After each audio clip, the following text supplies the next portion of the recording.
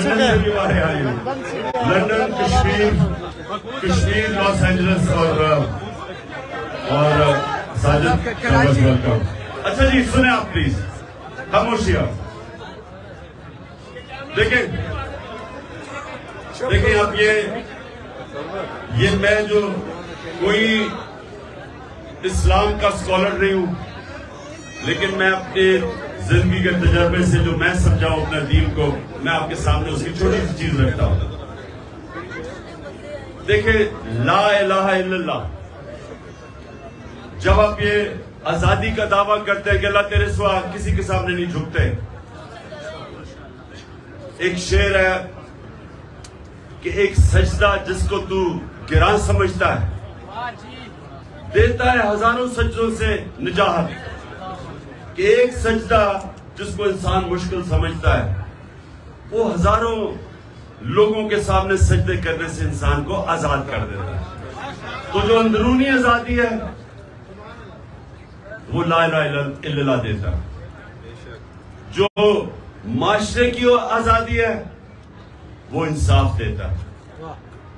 اور جب ایک انسان اندر سے بھی آزاد ہو جائے اور اس کو انصاف معاشرے کو بھی آزاد کر دے تو وہ پھر وہ انقلاب آتا ہے جو مدینہ کی ریاست میں میرے نبی صلی اللہ علیہ وسلم لے کے آئے. دنیا کی تاریخ میں کبھی ایسا بڑا انقلاب نہیں آیا. یہ میں اب تاریخ کا آپ کو بتا رہا ہوں، تاریخ کا میں طالب علم ہوں. 625 جنگ بدر، 313 لوگ. 11 سال کے بعد 636 جو اس وقت کی سپر پاور تھی بیزنٹائن ایمپائر، جس کو رومن ایمپائر بھی کہتے ہیں، 636 میں 11 سال کے بعد رومن ایمپائر جس کی فوج 1 لاکھ تھی، خالد بن ولید کی جنرل شپ کے اندر 11 سال کے بعد یارموک میں وہ گھٹنے ٹیک دیتی ہے. یہ تاریخ کا حصہ ہے. ابھی کوئی 9 منٹ رہ گئے، آپ نے غور سے سنیے کیونکہ میرا کام ہے آپ سب کی تربیت کرنا. یہ تاریخ کا حصہ ہے کہ یہ جو میں آپ کو لا الہ الا اللہ کی پاور بتا رہا ہوں، جو ہم سارا وقت کلمہ پڑھتے اور سمجھتے نہیں ہیں کیونکہ ہم آزاد ہی نہیں ہوتے کلمہ پڑھ کے. اس کا مطلب کلمہ اندر نہیں ہمارے گیا.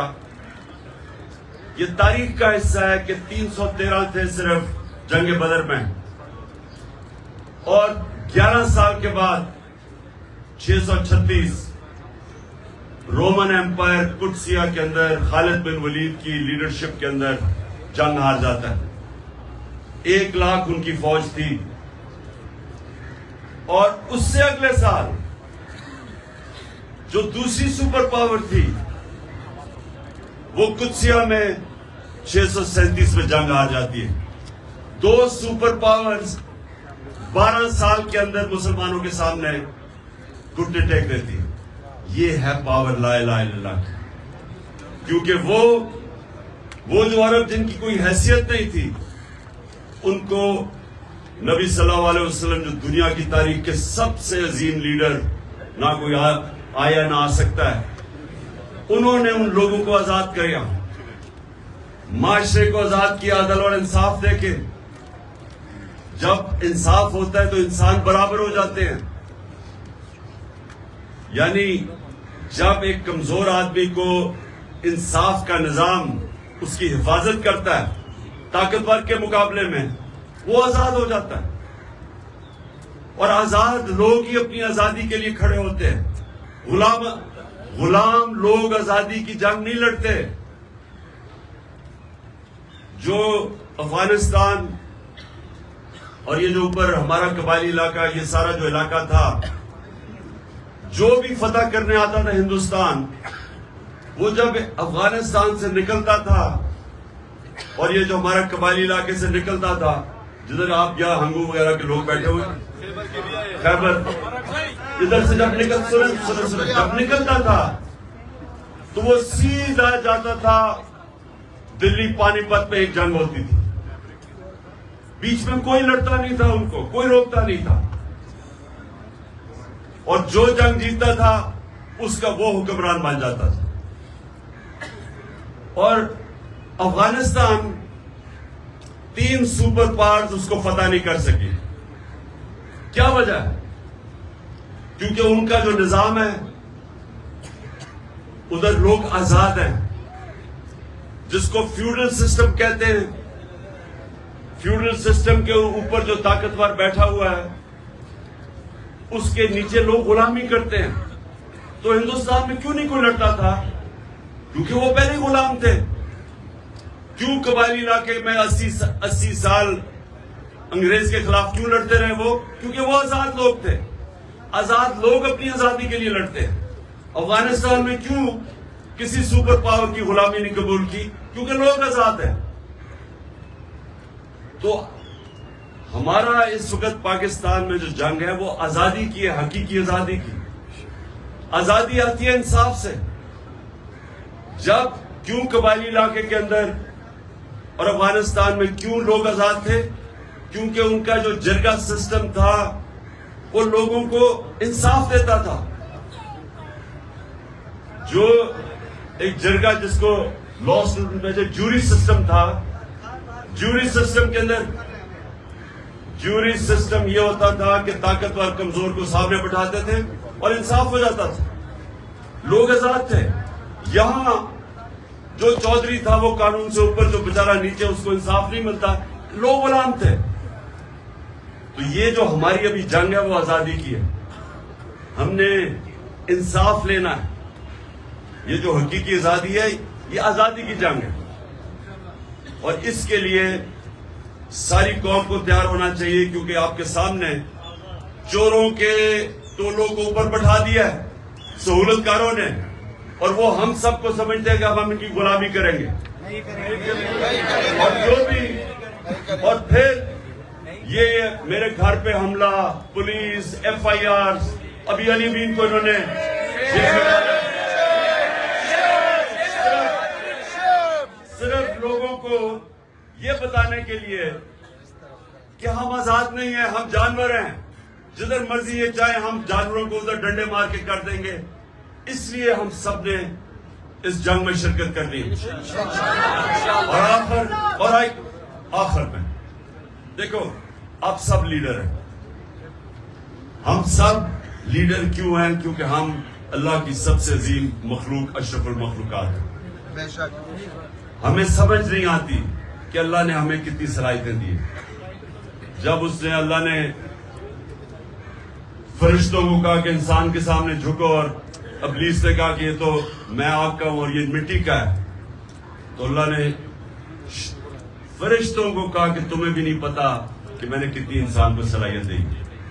हमें इंसानों को भी नहीं पता हमारे पे कितनी, अल्लाह ने कितनी नेमतें बख्शी, क्योंकि हम अपनी सलाहियतों को आजमाते ही नहीं है। सबसे बड़ा रुकावट अपनी सलाहियतों के पर पहुंचने के लिए वो है खौफ। ये जो ला इलाहा इल्लल्लाह है, सबसे बड़ा जो बुत ये तोड़ता है वो खौफ का बुत है।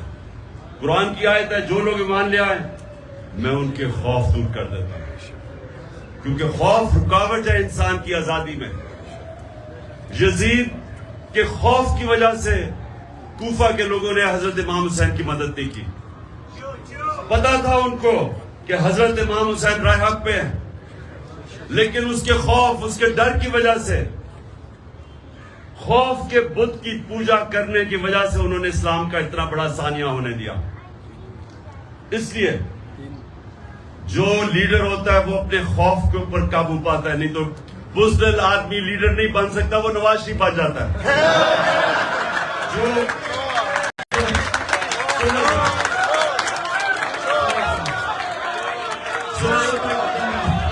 सुने, 2 मिनट रह गए, 2 मिनट रह गए, ये सुने मेरी बात। जो ला इलाहा इल्लल्लाह ना, सबसे इंपॉर्टेंट चीज, वो इंसान को गैरत देता है। और गैरत, इंसानों के अंदर फर्क है, एक बेगैरत होता है, एक गैरतमंद होता है। जो गैरतमंद लीडर होता है गैरतमंद है, मुसलमान ही होता है गैरतमंद। क्योंकि जब आप दावा कर देते हैं कि अल्लाह میں کسی کے سامنے نہیں جھکتا، یا خوف کا بت ہو یا پیسہ ہو، تو آپ غیرت مند انسان کی معاشرے میں عزت بڑھ جاتی ہے. کبھی بھی اربوں پتی بھی ہو، بے غیرتوں کو اس کی عزت نہیں کرتا. اس لیے سنیں، تو یہ یاد رکھنا کہ لا الہ الا اللہ اور غیرت ایک ہی چیز ہے. اور جو آپ میں سے لیڈر بنیں گے، یہ یاد رکھنا کہ خوف کے بت کو توڑنا، اور دوسری جو سب سے امپورٹنٹ چیز ہے کہ میرے نبی صلی اللہ علیہ وسلم کی نبوت سے پہلے 2 صفتیں تھی، صادق اور امین. لیڈر سچا ہوتا ہے اور انصاف کرنے والا امانتدار ہوتا ہے. یہ جو چیزیں ہیں یہ ہمیں فرق کرتی ہیں. آپ ایک دعا کرنی ہے آپ سب نے ہاتھ کھڑے کر کے کہ اللہ ہمارے ملک کو، سب سے میری جو دعا ہے نا کہ ہمارے ملک کو حقیقی طور پہ آزادی دے. ہمارے ملک کو، ہمارے جو عوام ہیں، کوئی بھی پاکستان میں ہمارا جو پاکستانی ہے، جو مرضی چاہے وہ مسیح برادری کا ہے، چاہے وہ سکھ ہے، چاہے وہ ہندو ہے، جو بھی ہے، کوئی بھی ہماری پاکستان کی زمین پہ بھوکا نہ سوئے. اور ہمارا وہ ملک بنے جو کہ ایک بڑا عظیم ذہن تھا، علامہ اقبال، اور عظیم لیڈر تھا جس قائد اعظم جنہوں نے جدوجہد کی. وہ ملک بنے جو دنیا میں جدھر پاکستان ہرا پاسپورٹ لے کے جائے، دنیا اس کی عزت کرے. اور آخر میں ہمارا وہ ملک بنے جو باہر سے لوگ پاکستان میں نوکریاں ڈھونڈنے آئے.